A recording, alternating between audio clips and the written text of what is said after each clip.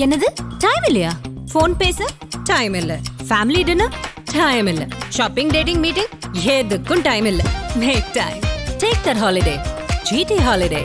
GT Holidays, South India's #1 travel brand. உலகின் மூத்த மொழி என்ற சிறப்பை பெற்ற தமிழ் தாழ்த்தப்படுகிறது என்பதை காண பொறுக்காமல் அதனை மீட்டெடுக்க தனது வாழ்நாளின் பெரும்பகுதியை செலவிட்டவர்தான் தேவநேய பாவாணர். இன்று அவருக்கு பிறந்த நாள். தமிழுக்காகவே வாழ்ந்து நாளெல்லாம் தமிழ் பணியாற்றி தமிழர்களின் மனமெங்கும் நிறைந்த அவரது பெருமைகளை சற்றே அசை போடுவோம். தேவநேசன் என்ற பெயரை கொண்ட தேவநேய பாவாணர் வாழும் தமிழாய் வாழ்ந்தவர். தமிழ் மொழி தொடர்பான ஆராய்ச்சியில் அனைத்து எல்லைகளையும் தொட்டவர் என்பதை அவரது பிறந்த நாளான இன்று நாம் பெருமையோடு சொல்லி மகிழலாம். தமிழினம் அனைத்தையும் இழந்து நிற்கிறது என்பதை மறைமுகமாக சொல்லும் வகையில் நம்மிடம் எஞ்சி நிற்கும் ஒரே கருவி மொழி என 100 ஆண்டுகளுக்கு முன்பே எடுத்துச் சொன்னவர்தான் தேவநேய பாவாணர். அவர் எழுதிய காலத்தையும் தாண்டி இன்றைக்கும் இந்த வரிகள் நம் தமிழ் சமூகத்திற்கு எவ்வளவு அவசியமானதாக இருக்கிறது என்பதை நம்மால் உணர முடிகிறது. தனது வாழ்க்கையின் பெரும் பகுதியை தமிழ் மொழியியல் ஆராய்ச்சிக்காகவே செலவழித்த தமிழ் பற்றாளர்தான் இந்த தேவநேய பாவாணர்.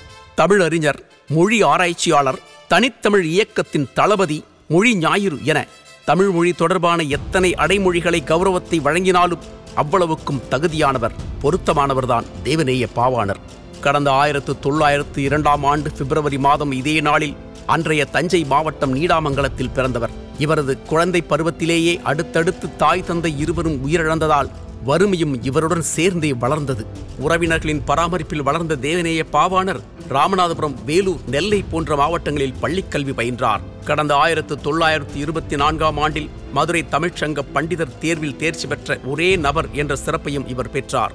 இதேபோல் 1926ஆம் ஆண்டில் திருநெல்வேலி தென்னிந்திய தமிழ்ச்சங்க தனித்தமிழர் புலவர் தேர்விலும் தேர்ச்சி பெற்ற ஒரே நபர் என்ற சிறப்பும் பாவாணருக்கே உண்டு.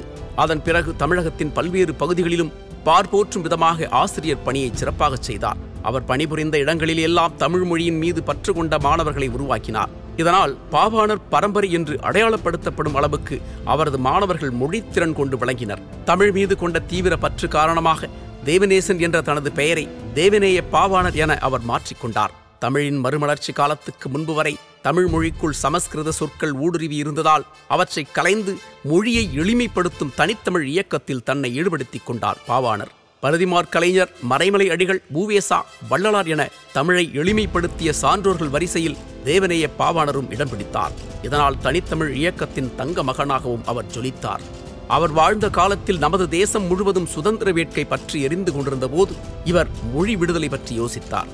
தமிழின் தொன்மையையும் அதன் சிறப்பையும் நன்கு உணர்ந்த அவர் அதனை சூழ்ந்திருக்கும் சமஸ்கிருதத்திலிருந்து தமிழை விடுதலை பெறச் செய்வதே தமிழின் மேன்மைக்கு வழிவகுக்கும் என்பதை உணர்ந்தார். இதனைத் தொடர்ந்து தமிழே மற்ற மொழிகளுக்கு தாய் என உணர்த்தும் பல கட்டுரைகளையும் நூல்களையும் தொடர்ந்து எழுதினார். தமிழ் மொழிக்குள் வடமொழி சொற்கள் கலந்ததால் அதிலிருந்து பிறந்ததுதான் தமிழ் என பரப்பப்பட்ட கருத்துக்களை கடுமையாக சாடியதோடு ஆதாரபூர்வமான பதிலடிகளையும் கொடுத்து வந்தார் பாவாணர். உலக மொழி ஆராய்ச்சி வரலாற்றில் இதுவரை யாரும் தொடாத எல்லைகளை தொடும் வகையில் மொழியின் ஆழத்தை நோக்கிய அவரது ஆராய்ச்சி பயணம் நீட்சி மிக்கதாக இருந்தது. இது தமிழ் மொழியே உலகில் தோன்றிய முதல் மொழி என்ற கருத்தை நிரூபிக்கச் செய்வதாக அமைந்தது. மனிதர்கள் தோன்றிய இடம் குமரிக்கண்டம். முதல் மனிதன் பேசிய மொழி தமிழ். தமிழே திராவிட மொழிகளுக்கும் ஆரியத்துக்கும் தாய் என்கிற அவரது கோட்பாடுகள் ஏதோ போகிற போக்கில் உருவாக்கப்பட்டவை அல்ல. அதற்கான சான்றுகளை அறிவியல் முறையில் அவர் தொகுத்து வழங்கியது மற்ற ஆராய்ச்சியாளர்களிடமிருந்து பாவாணரை வேறுபடுத்தி காட்டியது. கட்டுரை இலக்கணம் போல் ஒப்பியல் இலக்கணத்தையும் உருவாக்கி தமிழின் சிறப்புகளை பிற மொழிகளோடு ஒப்பிட்டு பல உண்மைகளை உறுதிப்படுத்தியவர். ஆரிய படையெடுப்பால் சிதைந்த தமிழர் மரபை மீட்பதற்கு நம்மிடம் எஞ்சியிருக்கும் ஒரே ஒரு கருவி மொழிதான். அந்த மொழி தமிழ் மொழி. அது வெறும் மொழி அன்று. கலை, நாகரிகம், பண்பாடு, கலாச்சாரம், மரபு என தமிழ் தாங்கிய கூறுகளை வெளிக்கொணர்வதே தனது பணி என கூறி முனைப்போடு செயல்பட்டவர் பாவாணர். அவரது தமிழ் ஆராய்ச்சியின் ஆழத்தையும் அபார திறமையையும் உணர்ந்த அன்றைய தமிழக முதல்வர் கலைஞர் 1971ஆம் ஆண்டு அகர முதலி திட்டத்தின் இயக்குநராக பாவாணரை பணியமர்த்தி அழகு பார்த்தார். அதற்கேற்ப தமிழ் ஆராய்ச்சி மற்றும் மொழியியல் தொடர்பான பல்வேறு அரசு திட்டங்களில் பாவாணரின் பங்களிப்பு வியக்கத்தக்கதாக இருந்தது. எழு ஞாயிறு உலகிற்கு இன்று வெளிச்சம் தருவது போல் இந்த மொழி ஞாயிறு தமிழ் மொழியின் வளமைக்கு வெளிச்சம் பாய்ச்சியது என்றுதான் சொல்ல வேண்டும்.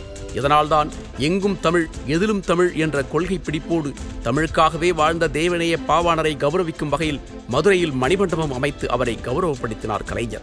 2007ஆம் ஆண்டில் முதலமைச்சராக இருந்தபோது இதனை திறந்து வைத்த கலைஞர் தமிழாய் இனிக்கிறது இந்த மணிமண்டபம் என அதன் வருகை பதிவேட்டில் கையெழுத்திட்டார். ஆம், தேவநேய பாவாணர் என்ற பெயரை உச்சரிக்கும் போதும் நமது தமிழ்மொழி மேலும் இனிக்கத்தான் செய்கிறது. தமிழாய் வாழ்ந்த தேவநேய பாவாணரை இந்நாளில் நாமும் போற்றி மகிழ்வோம்.